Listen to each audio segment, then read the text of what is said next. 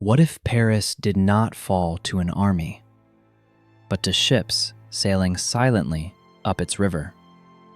What if the greatest city of the Franks paid gold to survive and still learned nothing?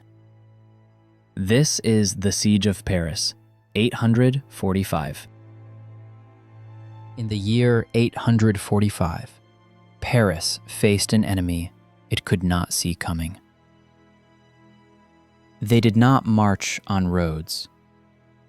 They came by water. And when they left, Paris was richer in fear than ever before. The world of the 9th century was unstable. The mighty empire of Charlemagne was breaking apart. His grandsons fought each other for power. Trust between lords was gone. Command was weak. Villages defended themselves alone. Cities waited for help that never came. Rivers, once paths of trade, became open doors for danger. To the north, a new terror was rising. The Vikings.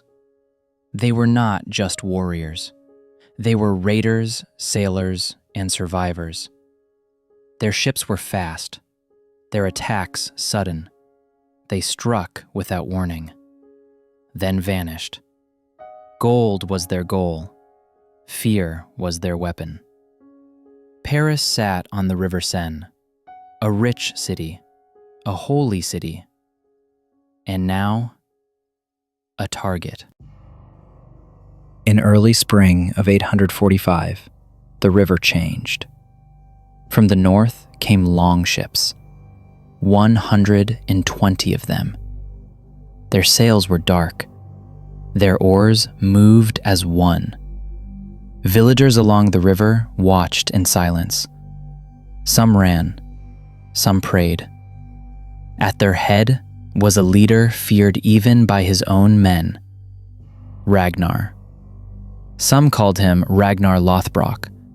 Some said he was chosen by the gods. No one in Paris knew his true story, but they would never forget his name.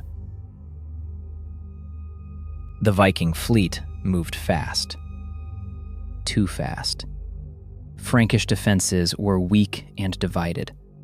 Local armies tried to stop the ships and failed.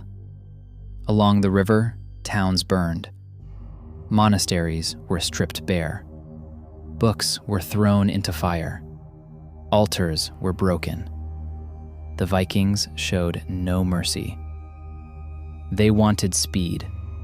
They wanted gold. And soon, they reached Paris. Paris in 845 was not the stone city we know today. It was smaller, mostly wooden, built on islands and riverbanks. Its strength was faith, not walls. When the Vikings arrived, panic spread. Church bells rang, people fled, families hid what little they owned. Others ran to the churches. All waited for the king. King Charles the Bald gathered his army. But his forces were split.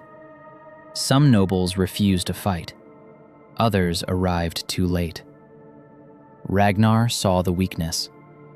The Vikings attacked part of the Frankish army first. They captured prisoners. Then they did something terrifying. They hanged them in full view of Paris. Not as punishment, but as a message. Paris froze in fear. Days passed, then weeks. The Vikings did not rush. They waited. Inside the city, people prayed. They believed God would save Paris. Outside the city, Ragnar watched. He did not storm the walls. He did not burn the city. He understood something simple. Paris was afraid, and fear breaks cities faster than fire. Then came the moment that shocked everyone.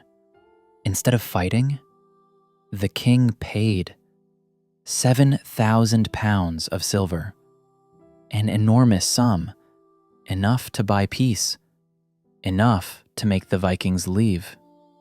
The silver was loaded onto ships. Crates sank low into the water. The longships turned back. Paris was saved.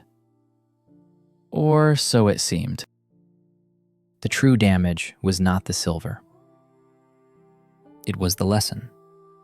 The Vikings learned Paris would pay. They learned fear had value.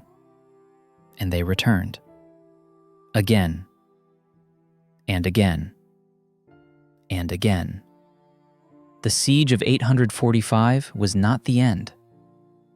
It was the beginning. The Vikings sailed away that spring. Paris still stood, but its people were no longer the same. They had seen a new kind of war. Not conquest, but pressure. Walls would be built later. Bridges would be fortified. Guards would watch the river. But in 845, Paris survived not by strength, but by payment. And one question remains. Was the city spared by wisdom or doomed by surrender? Because when fear is rewarded, it does not fade. It waits. It remembers. And it always returns.